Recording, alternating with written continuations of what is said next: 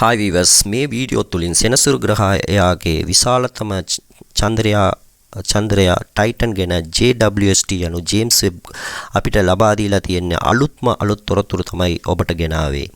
ඒකෙන් මීතේන් හා ඊතේන් එකතු වෙලා වායු ගෝලයක් කොහොමද හැදන්නේ, ඒ වලාකුළු ටික කොහොමද හැදන්නේ, ඔතනින් ගම් වතුරු ආයේ වෙසි තත්ත්වය කොහොමද කියලා බොහෝ තොරතුරු රැස් කරලා තියෙනවා. ඒ ගැන අපි තවදුරටත් බලමු. JWST ගේ නිර්කෙම් හා නිර්ස්පෙක්කෙම් යනු කැමරා දෙකම යොදවලා දිගු කාලයක් මේ රිසර්ච් එක පැවැත්වුණා. ඉන්පසුව ඒකේ රිසල්ට් විදියට ප්‍රතිඵලයක් විදියට බොහෝ තොරතුරු රැස් කරා. ඕකෙන් එකක් තමයි මේ බෙබලන සහ අඳුරු ප්‍රදේශය. මේ බෙබලන හා අඳුරු ප්‍රදේශය දක්නට ලැබුණා. මේ බෙබලන ප්‍රදේශයට මීතේන් වලාකුළු තියෙන ප්‍රදේශයක් කියලත් අඳුරු ප්‍රදේශ ටික දියර මීතේන් ගම් වතුර කියලත් දැන් හඳුනාගෙන තියෙනවා. දැන් ප්‍රදේශ දෙකක් හඳුනාගෙන තියෙනවා. මේ වෙනම ඩිටෙක්ට් කරලා තියෙනවා JWST නිර්කෙම් හා නිර්ස්පෙක්කෙම් යොදවලා. ඕකෙන් තමයි බෙබලන ප්‍රදේශයක්. ඒ කියන්නේ දීප්තිමත් ප්‍රදේශයක්. ඔතන මීතේන් වලාකුළු තියෙනවා. අනිත් එක අඳුරු ප්‍රදේශයක්. ඔතනින් තියෙන්නේ මීතේන් දියර මීතේන් ගම් වතුර කියලා දැන් අලුත්ම සොයා ගැනීමක්. ඒ වගේ තමයි මේ වායු ගෝල වෙනස් වීමකුත් සිදු වෙනවා කියලා දැන් අලුත්ම තොරතුරු හෙළිදරව් වෙලා තියෙනවා. ඒක කොහොමද කියලා බලමු. දැන් අපේ පෘථිවියේ මොනවද වායු ගෝලයේ තියෙන මොනවද වායු කියලා අපි දන්නවා. අනිත් එක අපේ පෘථිවියේ ඒ වෙසි තත්ත්වය කොහොමද ඇති වෙන්නේ කියලාත් අපි දන්නවා. ඒ වගේම තමයි සාමාන්‍යයෙන් පෘථිවියේ තියෙන ඒ කන්ඩිෂන් තමයි ඔතනත් පැවැත්වන්නේ කියලා වායු ගෝලයේ පැවැත්වීමක් සිදු වෙන්නේ කියලා හොයාගෙන තියෙනවා. මේ වායු ගෝලයේ වෙනස් වීම කොහොමද සිදු වෙන්නේ? මීතේන් වාෂ්පකරණය, වලාකුළු සෑදීම, වෙසි තත්ත්වය ඔක්කොම මේ පෘථිවියේ ජල චක්‍රයට සමාන බව මෙහි පෙනේ. ඒ කියන්නේ දැන් පෘථිවියේ කොහොමද මේ ජල චක්‍රය කියලා කියන්නේ මේ ජල වාෂ්ප වෙලා මේ වලාකුළු විදියටපත් වෙලා ආය වහිනවා. ඒ ආය ඒක ඒ විදියටම වෙනවා. නැවත ඒ චක්‍රය වෙනවා කියන එක අපි දන්නවා. ඕ වගේම තමයි මේ ඔතනින් ජලයක් නැහැ. ජල වෙනුවට ඔතන මීතේන් තමයි මේ වාෂ්පයටපත් වෙලා වලාකුළු විදියට පසුවපත් වෙලා ඒක වහිනවා. මේක අපි පෘථිවියේ ජල චක්‍රයට 99% සමානයි වගේ තමයි පෙනෙන්නේ. හරි. දැන් ප්‍රධාන සොයා ගැනීම මොනවද කියලා බලමු. පළවෙනියට තමයි මේ JWST දැනට සොයාගෙන තියෙන්නේ ටයිටන් එකේ වලාකුළු තියෙනවා කියලා. ටයිටන් හි උතුරු අර්ධගෝලයේ තමයි මේ මීතේන් වලාකුළු ටික තිබෙනවා කියලා නිරීක්ෂණය කරලා තියෙන්නේ. අනිත් එක මීතේන් වෙසි ගැනත් ගොඩක් තොරතුරු රැස් කරලා තියෙනවා. ඒකත් උතුරු අර්ධගෝලයේ ටයිටන්ගේ උතුරු අර්ධගෝලයේ අසලේ වෙසි පවතින බවත් ගම් වතුරු සිදුවන බවත් හොයා ගැනීම කරලා තියෙනවා.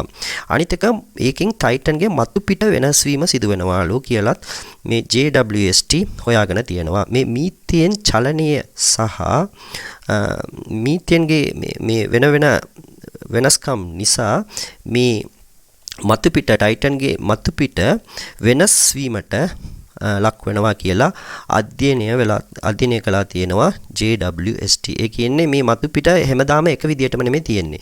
මේ මීතේන් ගම් වතුරක් විදියට පත් වෙනකොට ඒක වෙනස් වෙනවා. අනිත් කාලයේදී සාමාන්‍ය විදියට තියෙන ඒ පෘථිවිය වගේ තමයි. දැන් පෘථිවියේ හරියට වෙස්සොත් ඉතින් ඒ මතු පිට ටික වෙනස් වෙනවානේ. ඉතින් ගම් වතුර යනවා. අනිත් කාලයේදී එහෙම නැහැනේ. ඒ වගේ දේවල් ඔතනිනුත් වෙනවා කියන සොයා ගැනීම තමයි ඕක.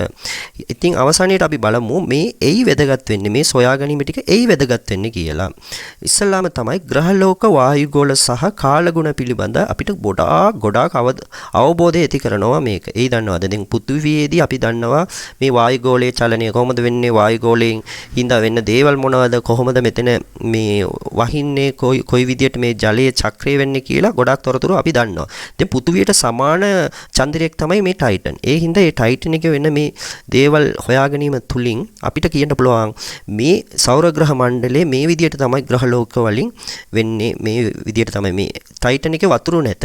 ඔතන තියෙන මීතේන්. නමුත් ඒක විතරයි වෙනස්. අනිත් ඔක්කොම පෘථිවිය වගේම වෙනවා. ඒ හින්දා ග්‍රහ ලෝක වල වායුගෝල සහ කාලගුණය ගැන බොහෝ තොරතුරු අවබෝධ කරගන්න පුළුවන් මේ සොයා ගැනීම තුලින්. අනිත් එක තමයි ජීවිතයේ ආරම්භ රසායනික ක්‍රියාවලිය ගැන. ඒ කියන්නේ ප්‍රීබයොටික් කෙමිස්ට්‍රි කියලා කියන්න පුළුවන්. ඒ ගැන අධ්‍යයනයට උපකාරී වෙනවා මේක. ඒ දන්නවද දැන් අපේ පෘථිවියේදී ජීවිතයේ ඇතිවෙන්න කලින් ඒ රසායන ද්‍රව්‍ය ටික කොහොමද ඇති වුනේ?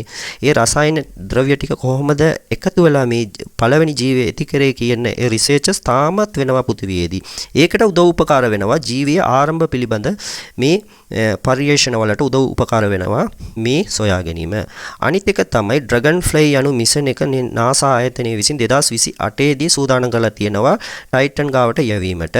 ටයිටන්ගේ තත්වය එතන මේ ඉදිරි කාලයේදී මේ මිනිසුන් ගිහිලා උතන ජීවත් වෙන්න පුළුවන්ද? කොහොමද මේ වායුගෝලයේ අපි ජීවත් වීමට ඉඩ දෙන විදියට වෙනස් කරන්න කියන ගොඩාක් රිසර්ච් කිරීම සඳහා මේ ඩ්‍රැගන් ෆ්ලයි මිෂන් එක NASA සැලසුම් කරලා තියෙනවා. 2028 තමයි මේ මිෂන් එක පටන් ගන්නෙ. එතකොට මේ මිෂන් එකටත් ගොඩාක් උදව් උපකාර කරනවා මේ ඩීටේල්ස් ටික. දැන් හොයාගත්ත ඩීටේල්ස් ටික. ඒ හින්දා මේ වීඩියෝ තුලින් අලුත් සොයා ගැනීම JWST එකකින් සිදු කරන ලද ටයිටන් ඒ කියන්නේ සෙනසුරු ග්‍රහයාගේ චන්ද්‍රයා ටයිටන් ගැන සිදු කරන ලද අලුත් සොයා ගැනීම පිළිබඳව බොහෝ තොරතුරු අපි ඔබට ගෙනාවා. ඒකෙන් සාරාංශය තමයි මේ ටයිටන්ගේ සිදුවෙන සිදුවීම මේ පෘථිවියේ මේ වායුගෝල සහ මේ පෘථිවියේ ජල චක්‍රයට සමාන සිදුවීමක් තමයි ඔතනිනුත් සිදුවෙන්නේ කියන එකයි. ඒ හින්දා මේ වගේම ඊටාම රසවත් තාරකා විද්‍යාව, සයන්ස් හා සයිකොලොජි පිළිබඳ වීඩියෝ සඳහා අපිත් එක්ක රැඳී සිටින්න.